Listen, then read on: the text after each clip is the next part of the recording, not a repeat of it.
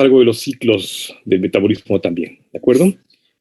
Antes de empezar con el metabolismo en sí, les quiero platicar la historia de este alemán, entonces el imperio prusio, Theodor Schwann, que en el siglo XIX hizo aportaciones importantísimas para la biología, para la bioquímica en general, y entonces él propuso, entre otras cosas, que todos los organismos vivos estaban compuestos de células. Ya se sabía algo de eso, pero no se sabía exactamente cómo estaban formados, y él propuso que nuestra unidad básica, pues, vital eran las células en general. Descartó otras teorías que venían revolucionarias en ese entonces, como la generación espontánea, que luego Louis Pasteur y otros grandes biólogos también abordaron. En consecuencia, de parte de sus estudios que hizo él, hizo una descripción muy amplia sobre las células nerviosas, en particular las células que rodean a los axones nerviosos. De la célula nerviosa, esta célula que está allá, que se llama la célula de Schwann, justamente. Entonces él describió estas células y dijo que eran vitales para el funcionamiento neuronal, la conducción eléctrica neuronal, cosa que fue un parteaguas para la neurobiología de la época, porque no se sabía exactamente cómo funcionaban y sin embargo él ya lo había propuesto, ¿no? Además descubrió la pepsina, esta enzima digestiva de la mucosa gástrica, y lo más importante y que nos trae ahora a hablar de él es justamente que acuñó el término de metabolismo, aludiendo a que estábamos compuestos de células y que todas las células funcionaban como una pequeña batería para transformación de elementos importantes en energía y en otros nutrientes. Él dijo que esa transformación era el metabolismo. De tal manera que acuñó el término de metabolismo a partir del griego metabole, que es cambio, y el sufijo ismo, que significa cualidad, o sea, la cualidad de un cambio. Y él decía que hay una serie de reacciones bioquímicas para convertir diferentes moléculas en materiales bioutilizables. Ese era su concepto de metabolismo y no se había equivocado. Porque hoy en día, pues el metabolismo está escrito así, la teoría aplicada lo define como este proceso físico-químico para el mantenimiento y reproducción de la vida, en donde vamos a ver cómo se fragmentan nutrientes para generar energía a partir de moléculas simples, catabolismo, y luego a su vez estas micromoléculas sirven para sintetizar moléculas más complejas en un mecanismo que se llama anabolismo. Así lo describe el compendio de terminología química de la Unión Internacional Química y Teoría Aplicada, y es el concepto más completo que puedo pensar del metabolismo en general, ¿no? De tal manera que si pensamos en esos procesos de biotransformación de nutrientes para la obtención de energía y otros elementos, por ejemplo, de obtener macromoléculas a partir de micro y en consecuencia obtener micro a partir de macro, en fin, esas rutas son las dos más importantes del metabolismo. Para fines prácticos, pues todo aquello que entre en contacto con nosotros, pues, fundamentalmente vía digestiva, pero no necesariamente. Recuerden que tenemos un amplio metabolismo por otras vías también, aunque la vía digestiva perdón, es la principal vía de acceso de nutrientes a nuestro cuerpo, y sin embargo tenemos otras vías también, ¿no? Todo aquello que entra entonces en contacto con nosotros y que se biotransforma es justamente el terreno del metabolismo en sí. Y entonces si pensamos en esta cualidad justamente de reacciones químicas, en donde tenemos grandes moléculas que se convierten en pequeñas moléculas a través del catabolismo para generar energía principalmente, y en consecuencia una vez que las rompemos obtenemos energía, como lo que habíamos visto ya la semana pasada en el ciclo ATP y los enlaces de alta energía del fosfato, ¿se acuerdan? Pero también a partir de pequeñas moléculas formamos grandes moléculas en una ruta que es anabólica completamente, en donde se utiliza la energía, o sea, primero se libera y en la otra utilizamos energía para biosintetizar moléculas, ¿no? Y entonces a partir de estas dos rutas de biotransformación, que si ven ustedes, finalmente es el concepto general, genérico, de la transformación a través de reacciones químicas de macromoléculas a micro y micro a macro, finalmente tenemos dos grandes rubros del metabolismo, ¿no? El catabolismo y el anabolismo. El catabolismo ha sido descrito como una ruta de destrucción. A mí particularmente no me gusta pensar en el catabolismo como una ruta destructiva, porque no lo es tanto. O sea, sí es cierto que se fragmenta, pero destruir significa echar a perder. Y aquí no, aquí lo que hacemos es que rompemos macromoléculas para obtener pequeñas moléculas y en consecuencia obtener energía a partir de que se van fragmentando. Entonces no me gusta pensar en él como una destrucción, más bien como una biotransformación para algo, para la obtención de energía, ¿no? Y el anabolismo sí es una ruta completamente biosintética, en donde se van a sintetizar macromoléculas, ¿no? En el concepto del anabolismo, fíjense que fui partiendo del mismo concepto de metabolismo, transformación. Ahora, ana significa hacia arriba. Siempre que pensemos en el prefijo ana, significa sobre o hacia arriba. Y me gusta pensar en esto como si fuera una construcción de una casa, ¿no? Todos hemos visto, y si no les ha tocado ver, aquí está cómo se hace. La construcción de una casa se lleva a cabo de esta forma. Lo primero que hacen es que escarban en el terreno, y luego de que escarban, bueno, por supuesto, lo ponen a firme, ¿no? Luego de que escarban, entonces hacen esta disposición de una base en la casa, que son las cimentaciones como tal propiamente, y luego a partir de esa cimentación simplemente se va a ir construyendo de arriba, ¿no? Ahí está la cimentación, y luego vamos colocando los elementos estructurales de la casa hacia arriba, ¿no? De tal manera que la casa ha crecido en sentido de abajo hacia arriba. Nunca veremos que construyan una casa poniendo la losa primero del techo y luego los pilares y luego las paredes, ¿no? Jamás en la vida lo vamos a ver. Siempre es de abajo hacia arriba. Entonces el anabolismo es muy similar a esto, ¿no? Como quien construye algo, lo hace de abajo hacia arriba, por eso se llama anabolismo, que es construir hacia arriba, es hacer crecer algo, ¿de acuerdo?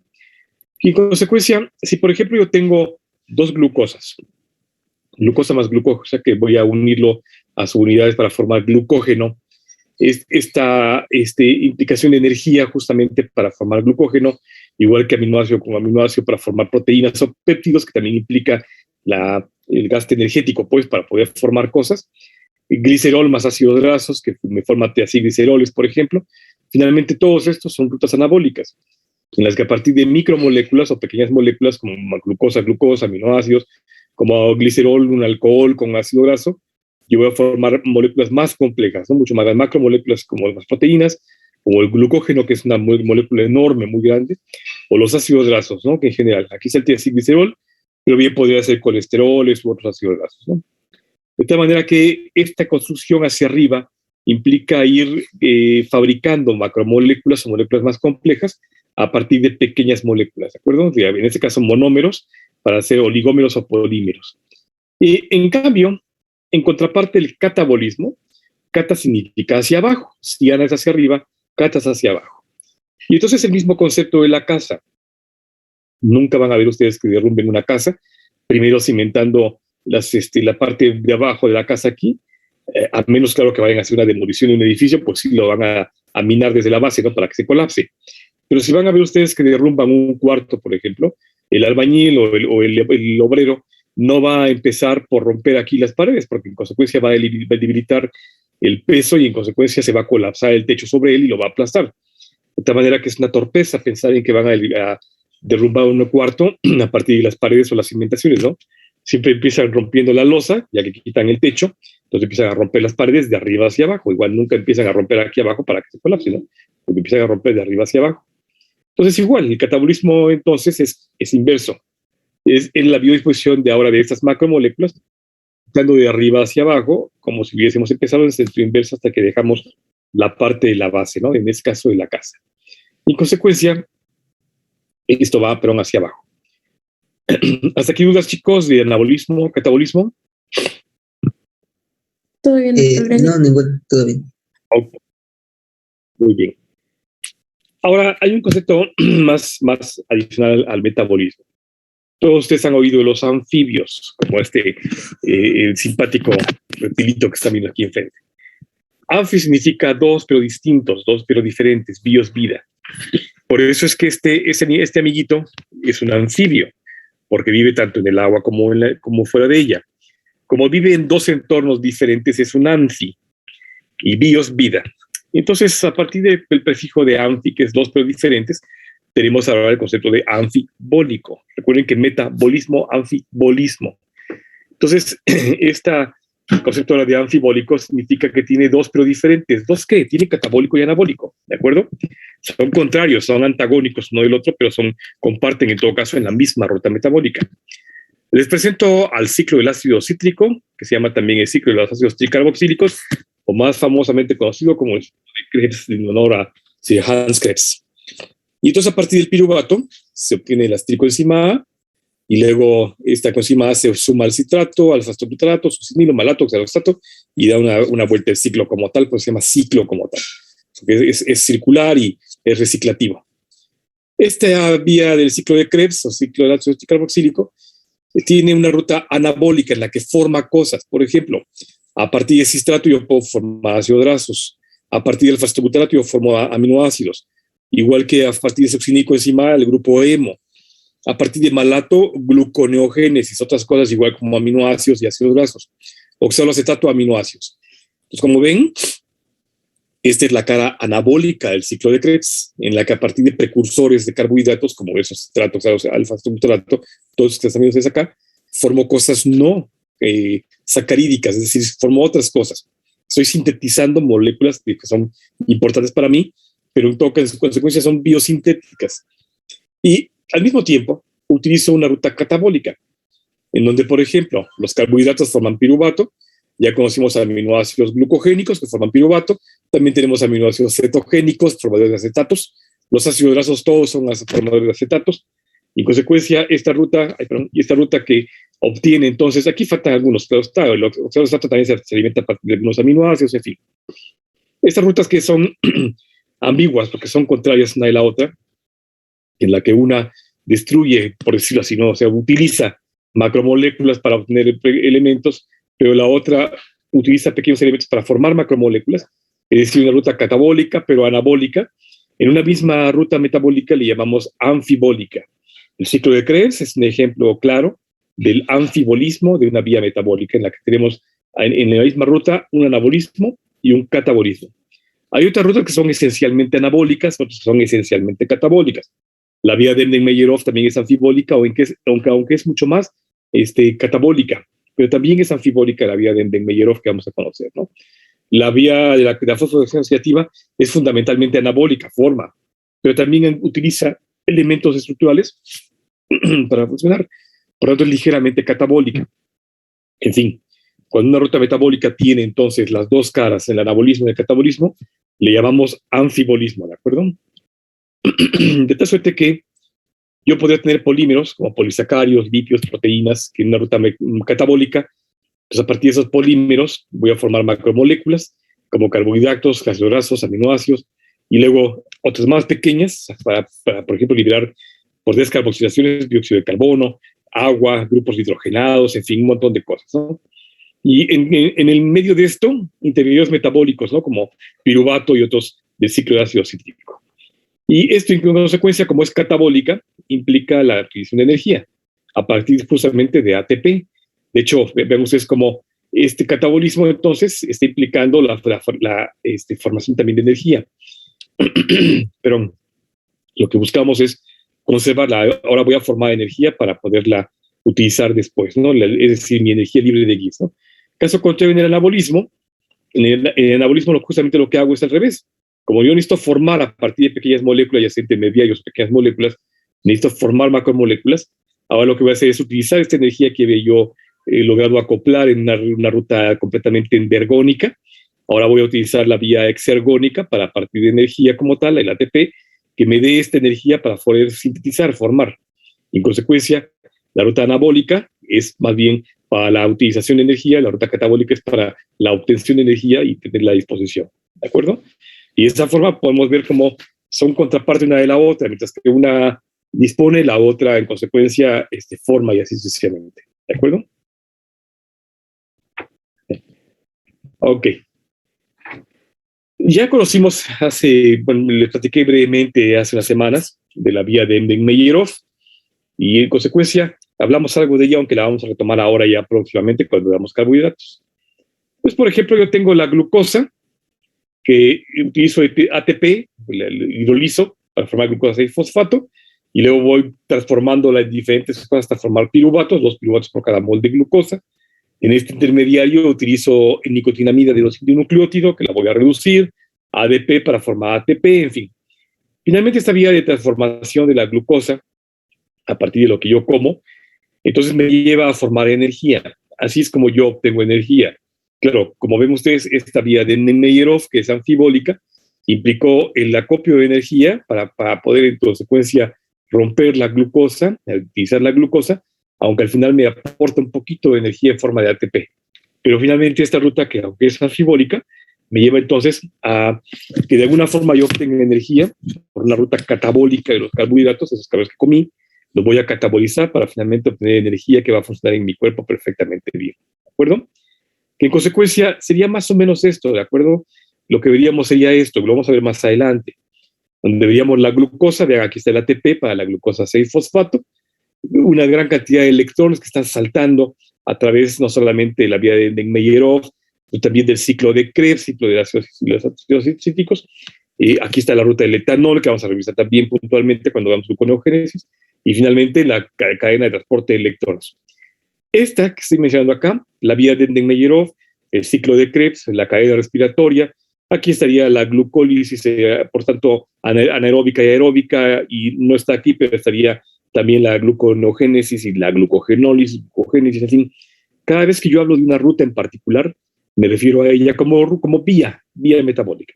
O sea, esa sería la vía de Enden-Meyerhof, esa sería la vía de Krebs, esa sería la vía de la fosforilación oxidativa, la vía de la fermentación anaeróbica, en fin. En cambio, cuando veo cuando una ruta o más tienen intersección mutua entre sí, este mapa, pues, que es enorme para el metabolismo de los mamíferos, entonces ya ahora le llamo encrucijada metabólica. Esta también sería una encrucijada pequeñita, ¿no? Donde vean cómo a partir de una ruta se van haciendo como bifurcaciones a diferentes rutas más. Es decir, se hacen como pequeñas intersecciones, como si fuera un mapa de una ciudad, ¿no? En donde vemos como una calle confluye con otra y se junta con otra y se desvía, aunque venía de una ruta principal, a veces regresa a la misma ruta, en fin. Entonces, la vía metabólica es una aislada, la encrucijada metabólica es la intersección entre más de una ruta metabólica, varias inclusive, ¿no? Ese esquema es maravilloso porque vean cómo finalmente todas confluyen de una forma u otra, todas confluyen una con otra, ¿no? Es decir, están relacionados, aunque parece que están muy, muy alejados como por acá. Finalmente, si seguimos la ruta como tal, la ruta metabólica de esta, finalmente cae, por ejemplo, el ciclo de Krebs o cae a alguna ruta energética, porque finalmente cualquier ruta que tengamos en mente, cualquiera de ellas, no deja de utilizar energía y tampoco está aislada de las demás, ¿no? Finalmente están relacionadas de alguna forma. Entonces, vía metabólica es aislada, ruta encrucijada metabólica cuando están relacionadas más de una ruta metabólica, ¿no? Que serían estos que están acá. Este es un mapa hermoso que pueden ustedes descargar gratis de la red. Lo patrocina Sigma Aldrich, un laboratorio de productos químicos, pero más bien ha sido justamente la Unión de Química Pura y Aplicada. Entonces es un mapa muy bonito de ruta metabólica, donde aquí está justamente la cadena respiratoria, aquí está el ciclo de Krebs, y ven como igual, aunque están aquí las rutas para aminoácidos, para otros elementos aromáticos, como los anillos bencénicos, los anillos igual aromáticos, finalmente todos ellos confluyen finalmente aquí a la ruta central, ¿no? La ruta amarilla, que es la ruta de producción de energía, y otras están igual relacionadas, ¿no? Vean cómo salen y entran flechas por todos lados. Eso sería una encrucijada metabólica, ¿de acuerdo? Ahí está el acercamiento de lo que estoy diciendo. Vean cómo, aunque parece que están aislados, aquí está el glutamato, los aminoácidos, ornitina, arginina, como finalmente entran en forma de aminoácidos alimentadores justamente para el ciclo de Krebs propiamente. En fin, aminoácidos glucogénicos que entran al ciclo de Krebs, o de este lado está también los ácidos grasos como tal, que también entran a alimentar la vía de Enden-Meyerhof o el ciclo de Krebs. Aquí está la hemoglobina, la formación de globinas como tal, también a partir de aminoácidos, en fin, ¿no? Igual de ácidos grasos. En fin, como ven, todo está relacionado en las encrucijadas metabólicas, ¿de acuerdo? ¿Queda claro el concepto de vía metabólica y de encrucijada metabólica? Sí. Ok. Ese esquema ya lo habían visto ustedes, que a partir de carbohidratos que nos dan acetilcoenzima A, aminoácidos igual que nos dan acetilcoenzima A y ácidos grasos, que entran al ciclo de Krebs para la producción de energía, ¿no? Estas rutas metabólicas tienen como objetivo central la obtención de energía, pero no necesariamente, ¿no? Porque en consecuencia, si hablamos de metabolismo energético, significa que nosotros no somos unos organismos que seamos capaces de alimentarnos de nuestra propia energía, necesitamos energía externa, ¿de acuerdo? Las plantas la absorben de luz solar, pero los humanos la obtenemos de alimento. Aunque sí obtenemos energía de nuestros propios elementos estructurales, es decir, de pronto podemos catabolizar nuestros ácidos grasos o nuestras proteínas propias, no es la ruta más idónea, porque implica en consecuencia una autodestrucción. Fundamentalmente la obtenemos de lo que comemos, ¿de acuerdo? De la vía externa, de lo que entra a nuestro cuerpo por vía oral fundamentalmente, ¿no? Cuando la vía oral está limitada, entonces, bueno, hay que incorporar nutrientes a través de la vena u otras vías, ¿no? Pero fundamentalmente por la vía oral. Y en consecuencia, este metabolismo energético, del que ya estoy hablando, de proteínas, aminoácidos, que forman lípidos que forman ácidos grasos, carbohidratos para la glucosa, en fin, esta ruta de la vía de Mayer-Hof, el ciclo de Krebs, todo eso que ya habíamos mencionado, ¿no? Y la obtención de energía que vamos a revisar puntualmente, estas formas de energía para finalmente confluir a la cadena respiratoria, en fin, todo eso, este esquema que estoy marcando, en rojo las vías completamente anabólicas y en azul las vías catabólicas para la obtención de nutrientes, tanto en el citoplasma como intraorganelar, en este caso en particular, a partir del ciclo de Krebs y la fosfodiesterina, en la mitocondria. Estas rutas justamente tienen como objetivo la formación de energía. Es la parte central de nosotros. Y de hecho, la obtención de energía a expensas de carbohidratos es lo que más vamos a utilizar. Es la ruta más saludable, la que nos provee de una buena cantidad de energía y que no nos va a provocar daño de ningún tipo, al contrario, nos genera nutrientes importantes y elementos básicos para nosotros, de tal manera que la vía central de los carbohidratos sea la vía metabólica por excelencia. Y solamente cuando sea necesario, cuando esta no se dé abasto o haya una demanda energética, es que echamos mano de proteínas o de ácidos grasos, ¿de acuerdo? De tal manera que vamos a revisar pronto, en el metabolismo energético, lo que vamos a revisar muy ampliamente va a ser el metabolismo de carbohidratos, y ya luego de manera secundaria veremos cuando se utilizan los lípidos y las consecuencias de utilizar en exceso, o cuando se utilizan las proteínas también, ¿no? Que lo vamos a ver en gluconeogénesis fundamentalmente. Estas rutas metabólicas funcionan como semáforos, ¿no? De tal manera que siempre están censando a quién le toca entrar, a quién le toca salir, a quién le toca esperarse un momentito, ¿de acuerdo? Son semáforos en donde generalmente funcionan en paralelo. Muchas rutas metabólicas están funcionando simultáneamente, pero mientras que unas están en ámbar, detenidas y con un flujo muy despacio, otras están en verde completamente funcionando. Y sin embargo hay otras que se tienen por completo, ¿no? Las que son antagónicas, el antagonismo significa contrario a, o sea, una ruta, algo que funciona en sentido inverso a otra cosa, se llama antagónico, algo que potencia se llama sinérgico. Cuando son antagónicos, por ejemplo, la glucogenólisis, la degradación de glucógeno para formar glucosa. La glucogenólisis funciona de forma antagónica con la oxidación de la glucosa. De tal manera que mientras yo estoy utilizando la glucosa, no estoy utilizando el glucógeno como tal, ¿no? Entonces, eso es así. En ese sentido, sí, se hace una detención por completo de la glucogenólisis, porque en todo caso le doy una luz verde por completo a la oxidación de la glucosa. Cuando esta falla y se detiene la oxidación de la glucosa, entonces le da luz verde a la biodisposición de glucógeno como tal. Entonces, esas son antagónicas, pero hay otras que funcionan como en stand-by, ¿no? Es decir, no es que se detengan por completo, ahí están listas para arrancar, o inclusive en un rango muy bajito, pero están funcionando y eso lo vamos a ver más adelante, ¿de acuerdo? De tal manera que si pensamos que los nutrientes que utilizamos a partir de la dieta, ¿no? Fundamentalmente ácidos grasos, glucosa, aminoácidos, que forman lo que ya dijimos, ¿no? Por ejemplo, macromoléculas como triacilgliceroles, glucógeno, que es un polímero enorme, proteínas o péptidos a partir de aminoácidos, en fin, todo esto que nos aporta los nutrientes, pero también el hígado, los adipocitos, el músculo. Vean cómo son rutas que estamos viendo cómo el hígado aporta, pero también recibe, ¿no? El adipócito aporta, pero también recibe, el músculo aporta, pero también recibe nutrientes, ¿no? Y en consecuencia veríamos los metabolismos, por ejemplo, de cadenas de 3 carbonos, de 2 carbonos para partir de ácidos grasos, la glucosa también de 3 carbonitos, por eso es tricarboxílico, 3 carbonos, los aminoácidos también, y en consecuencia estos entran finalmente al ciclo de ácido cítrico, o sea, todos confluyen finalmente en la ruta metabólica del ciclo de Krebs, y luego a la cadena respiratoria como tal, ahí está la cadena de transporte de electrones, que es la fosforilación oxidativa, para la obtención finalmente de energía y agua, ¿no? Que de manera importante pues está aportando todo aquello que necesitamos para el funcionamiento neuronal.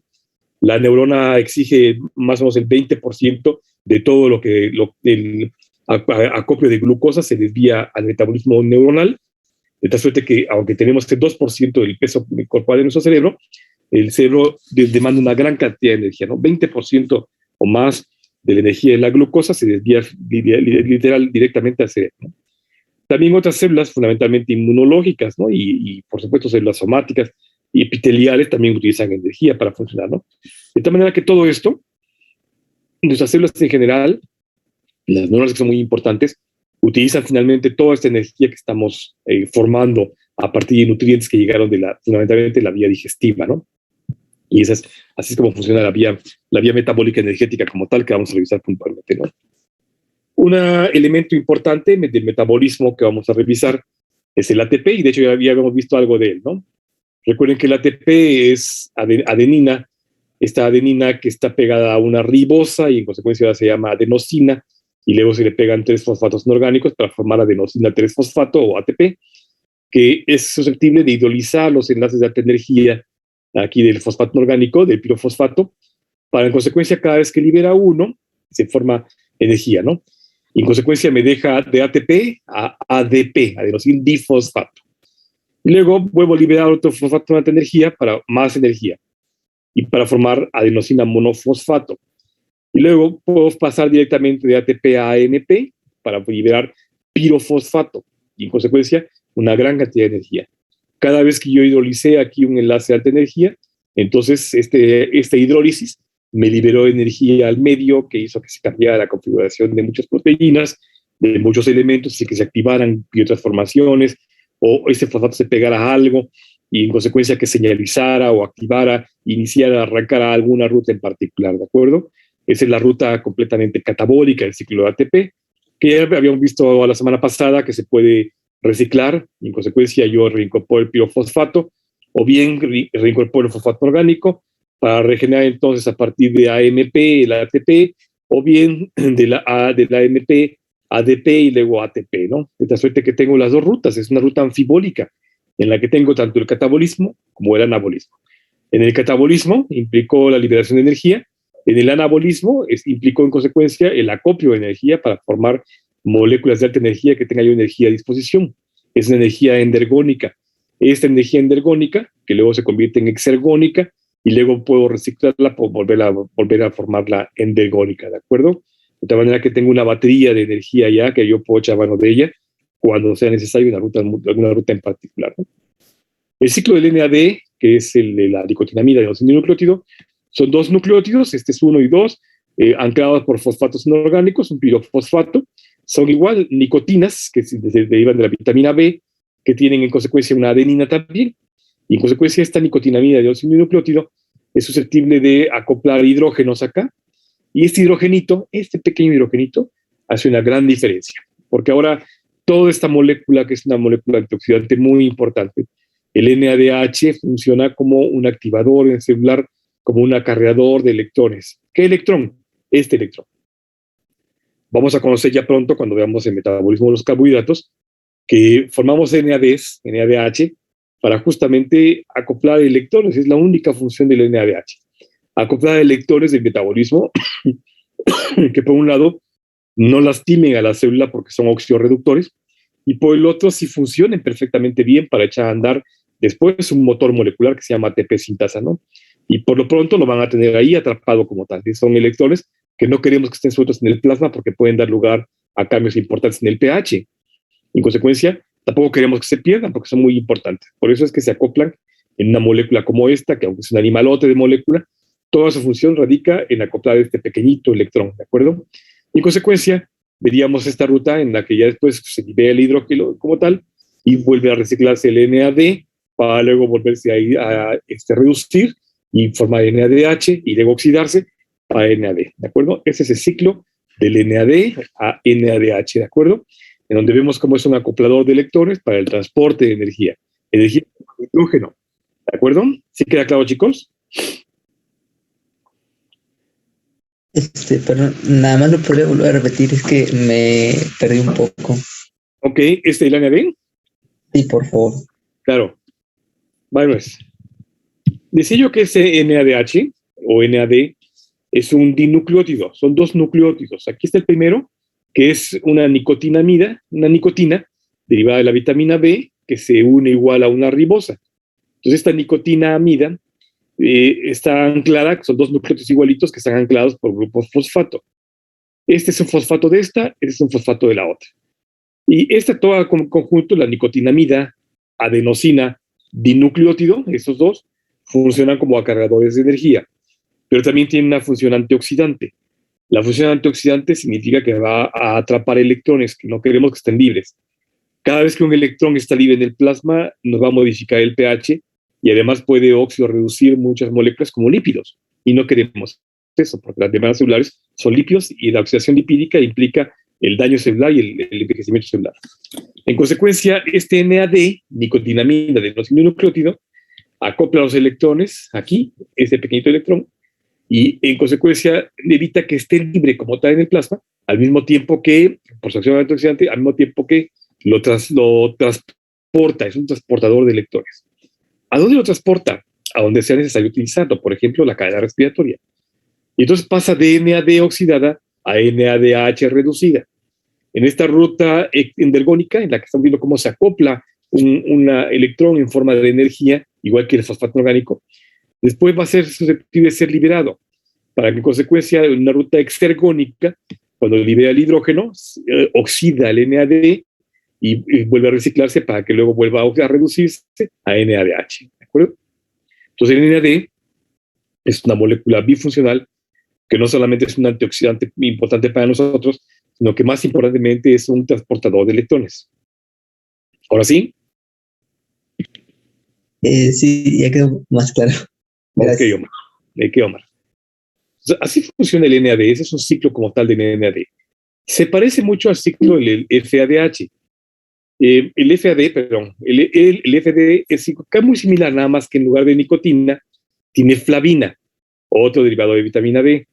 Entonces, esta flavina justamente es igualita, es una flavina dinucleótida que hace exactamente lo mismo. Es decir, FAD, FADH y NAD, NADH se parecen mucho, nada más que una es flavina y otra es nicotinamida. Otra molécula importante que vamos a revisar ahora en el metabolismo es la acetilcoenzima A. Todo esto que están viendo ustedes aquí es la acetilcoenzima.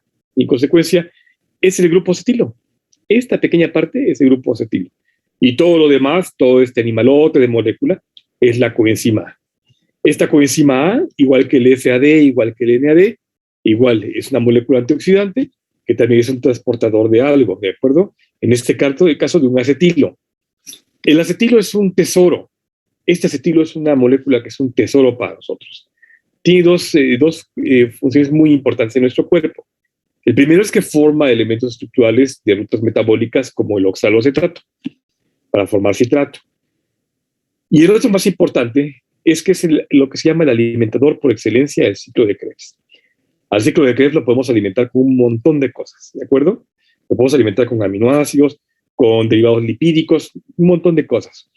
Pero no hay nada más potente que el acetilo para alimentar el ciclo de Krebs. Es lo que más echa a andar el ciclo de Krebs. Por eso se convierte en una molécula que es un tesoro para nosotros, el acetilo. Y como es un tesoro, y no queremos que sea susceptible igual de óxido reducirse, vemos que tiene un oxígeno encuadradito allá. Entonces este acetilo que está con el oxígeno desnudo es muy atractivo para hidrógenos que estén libres u otras moléculas que puedan atraparlo. En consecuencia, garantizamos que nadie lo va a tocar pegándoselo a esta gran molécula que es el acetilcoenzima, la coenzima, perdón. ¿De acuerdo? Toda esta molécula enorme tiene como función clave nada más transportar al grupo acetilo para que pueda ser utilizado en el ciclo de Krebs. Más aún cuando tiene que atravesar la membrana mitocondrial, que vamos a ver más adelante cuando veamos mitocondria, que no está fácil, tiene que atravesar dos membranas mitocondriales y una de ellas, el espacio intermembranal, es altamente oxidorreductor y en consecuencia es muy susceptible de que se pierdan cualquier cosa que entre allá. Entonces la acetilcoenzima, justamente la coenzima, lo que hace es que transporte este grupo acetilo. Por ejemplo, cuando veamos ya la ruta metabólica de los carbohidratos, la fase final de la oxidación anaeróbica, para entrar directo al ciclo de Krebs, vamos a ver que el piruvato, esta molécula de 3 carbonitos, aquí está el piruvato, con sus 3 carbonos, se va a descarboxilar. Y en consecuencia, esta descarboxilación implica que nada más pierde el grupo CO2, y en consecuencia nos deja nada más estos 2 carbonos, este y ese carbono, ¿de acuerdo? Y a estos 2 carbonos se le va a pegar la coenzima A, justamente. A expensas del grupo azufrado de la coenzima A se le pegan estos 2 carbonos. Entonces, esta molécula es la acetilcoenzima, ¿de acuerdo? Que a partir de piruvato conseguimos el carboxilo, como tal, el grupo acetilo, que luego se le pega a la coenzima A y esta es la que se va a ser transportada a través de la mitocondria, de la membrana externa mitocondrial, la membrana interna mitocondrial, hasta la matriz mitocondrial, donde va a llevar a cabo la activación del ciclo de Krebs de manera muy importante para obtener una gran cantidad de energía, ¿no? Y no solamente eso, también en esta fase vamos a ver que justamente quien acopla electrones de esta pérdida de electrones a partir de la coenzima es el NAD. La nicotinamida de nucleótida, entonces reduce y garantiza que no vamos a tener más electrones libres y que al contrario, este se va a ir directamente a la cadena respiratoria después para activar la síntesis de ATP. Entonces, al mismo tiempo de esto, estamos viendo cómo se incorpora la coenzima A, la coenzima a expensas de la descarboxilación, es la pérdida de la cabeza, pues, del piruvato, la descarboxilación, para formar este coenzima. De tal manera que en esta fase final de la vía anaeróbica del ciclo de Enden-Meyerov, la vía de Enden-Meyerov, vamos a ver cómo están participando de manera importante dos antioxidantes muy potentes, la nicotinamida de adenosín-nucleótido reducida y la coenzima A para formar acetilcoenzima. Y este, insisto, va a ser nuestro alimentador por excelencia del ciclo de Krebs. No hay nada que alimente más potentemente que el ciclo de Krebs, al ciclo de Krebs que la acetilcoenzima. ¿De acuerdo? ¿Queda claro, chicos?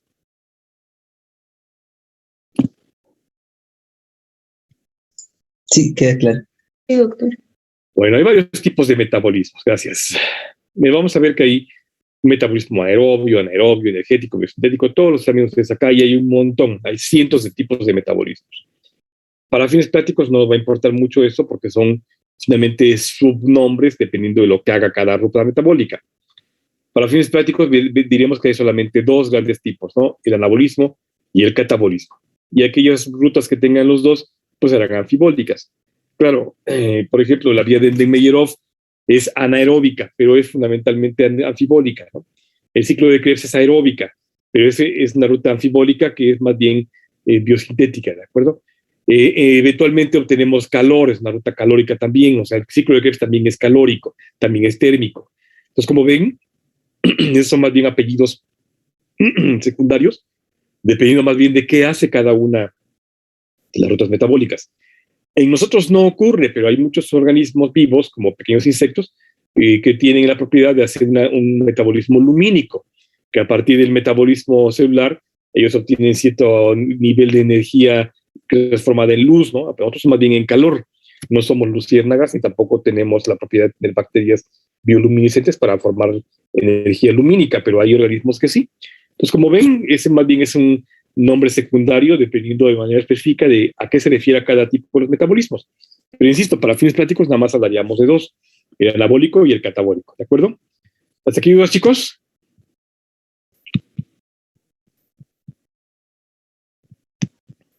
No, por el parte no, gracias. No. Muy bien, chicos. Pues esa sería la introducción al metabolismo como tal, a la ruta metabólica como tal. Vimos ya dos tipos de metabolismos. Y para que quede claro ahora cómo funcionamos, para entrar de lleno a la química de los carbohidratos, ¿de acuerdo? Déjenme ver.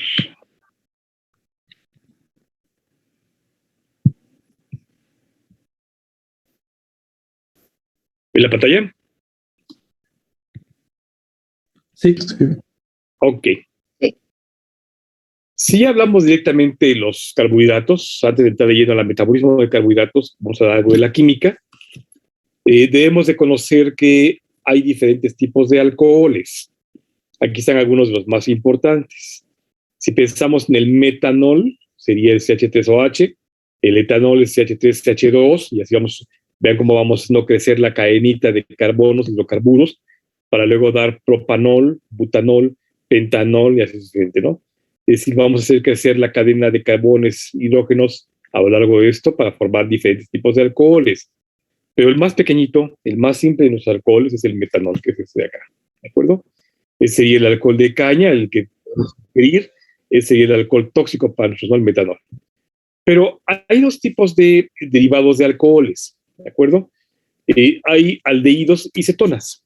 Y en consecuencia, si pensamos en eso y vemos un carbono que tiene hidrógeno, carbono, oxígeno, sería un aldo o aldehído. En cambio, si tenemos un carbono con doble enlace oxígeno, sería un ceto, ¿de acuerdo?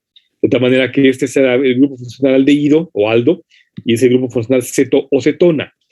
Estos dos tipos de alcoholes van a ser muy importantes para lo que vamos a empezar a ver el jueves, porque mañana recuerden que no doy clase, tengo una reunión por CU, pero el miércoles hacemos examen y el jueves seguimos platicando esto.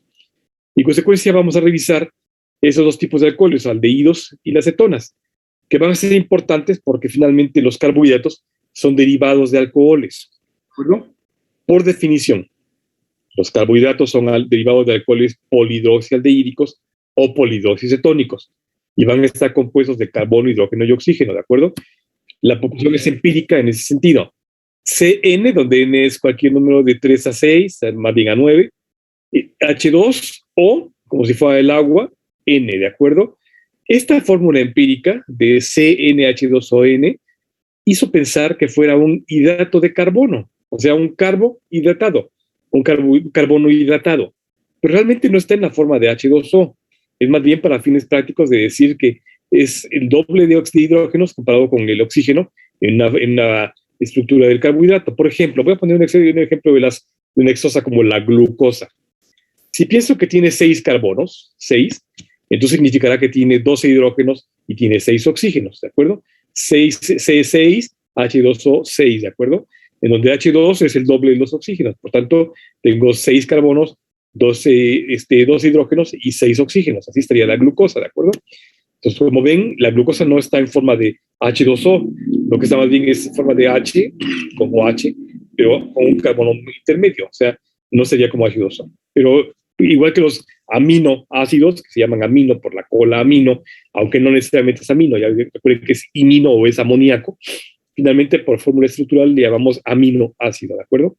Y entonces serían las dos grandes familias que vamos a revisar el jueves de los carbohidratos, son estos, los grupos aldehídos, CHO, y los grupos ceto como tal, ¿de acuerdo? Y entonces, a partir de esa denominación, se le llama carbohidrato, también le llaman hidrato de carbono, le llaman azúcar, justamente porque la mayoría, si no es que todos, tienen un sabor dulce, igual que glúcido, alude al sabor dulce de los carbohidratos, y más recientemente le llaman glicanos o glicanas, ¿de acuerdo? El concepto de glicano es mucho más avanzado, es mucho más reciente, y lo van a encontrar ustedes en los libros como glicano o como glicana. Es igual, ha sido un debate absurdo de un grupo español que pidió que no se llamaran glicanos, sino que glicanas, pero en fin, es una historia chusca que luego les contaré. Pero son finalmente sinónimos, o sea, hablar de carbohidratos, de hidratos de carbono, de azúcares, glúcidos, glicanos, es exactamente lo mismo, ¿de acuerdo? Y sin embargo, el nombre de carbohidrato o hidrato de carbono es incorrecto, porque para fines prácticos, insisto, por fórmula empírica sí, pareciera que está hidratándose el carbono, pero no está en la forma de H2O, está en la forma de H más OH, el hidrógeno, ¿de acuerdo? Y vamos a conocer de los carbohidratos dos estructuras muy importantes. Les presento los piranos. Estos piranos son piranos verdaderos. Es un compuesto heterocíclico de 5 átomos. Aquí está 1, 2, 3, 4, 5, que tiene un átomo de oxígeno apical con dobles enlaces y por tanto tiene resonancia, tiene color, tiene un aroma, igual que si fueran los anillos bencénicos, ¿se acuerdan? Salvo que el benceno está completamente ciclado. Aquí está el pirano, tiene un oxígeno apical. Entonces no es tan resonante como los bencenos que conocimos de los aminoácidos. Pero es un pirano verdadero. Y hay otra estructura importante que se llama el furano. También es un compuesto orgánico heterocíclico, igual que el pirano es el líquido claro, incoloro, flamable. También son tóxicos, son carcinogénicos. Este es el furano. Tiene 1, 2, 3, 4, 5 carbonitos. Aquí están. 1, 2, 3, 4. No, 4, perdón, 4. 1, 2, 3, 4, sí, 4 carbonitos con dobles enlaces y un oxígeno igual. Esos son los verdaderos moléculas de pirano y furano. Lo destaco porque vamos a... Ay, perdón. Eso. Lo vamos a después a... eso no, perdónenme. Vamos después a conocer que existen...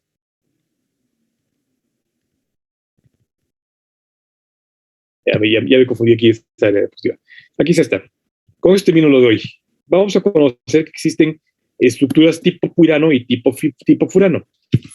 Pero por lo pronto vamos a empezar a ver la clasificación de los carbohidratos depende del número de unidades de carbohidrato, ¿de acuerdo? El jueves empezamos a ver diferentes clasificaciones. Vamos a ver por el número de carbohidratos, por el número de carbonos, por el tipo de familia, en fin. ¿De acuerdo? ¿Dudas, chicos?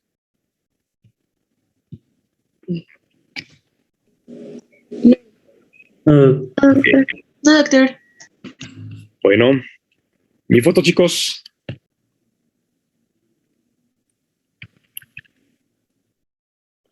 Hola, Gaby. Hola, Sofi. Hola, José Luis. José Ángel. Hola, Adri. Qué gusto verlos. Gracias, chicos. Ahí va de nuevo, Sofi. Que te agarré peinándote. Gracias, cuídense mucho. Nos vemos el miércoles, por favor. Gracias, cuídense mucho hasta el miércoles. A ustedes, gracias.